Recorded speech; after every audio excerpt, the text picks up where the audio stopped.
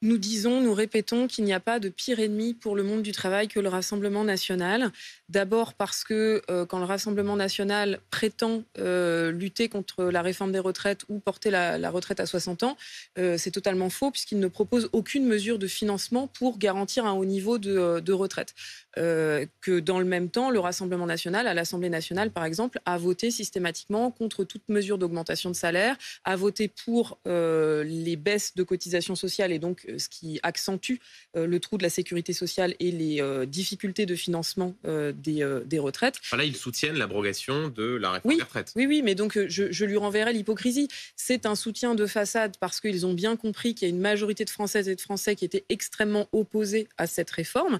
Mais le problème, c'est que dans les faits, par leur vote à l'Assemblée nationale, notamment sur la question des salaires et des cotisations sociales, ils ne permettent pas du tout d'avoir une sécurité sociale de haut niveau pour garantir un avenir à notre système de retraite. Et puis, pire, pourquoi est-ce que le Rassemblement national est le pire ennemi du monde du travail? Parce qu'il met en opposition les salariés entre eux en fonction de leur origine ou de leur nationalité. Et ça fait diversion de l'opposition et du conflit d'intérêts avec les employeurs et avec le capital. Et on voit combien, depuis le début du conflit, Emmanuel Macron se sert du Rassemblement national. C'est grâce au Rassemblement national qu'Emmanuel Macron passe en force parce qu'il sait que plus le Rassemblement national est haut, moins il y a de possibilités d'alternatives politiques dans le pays. C'est ça qui le fait tenir. Il y a beaucoup d'études, Madame Binet, qui montrent que certains des membres de votre syndicat, beaucoup même, votent pour le Rassemblement national. Malheureusement, le Rassemblement national est à un niveau historiquement haut dans tout le pays. La CGT étant une organisation de masse avec plus de 700 000 personnes qui sont syndiquées, c'est des choses qui se retrouvent aussi chez nous.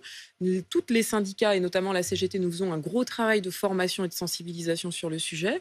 Et ce qui est sûr, c'est qu'il y a une incompatibilité totale entre le fait d'être militant, dirigeant de la CGT et le fait d'être militant du Rassemblement national. Dès qu'il y en a qui sont identifiés, ils sont... On ne peut pas être militant du Rassemblement national et membre de la CGT.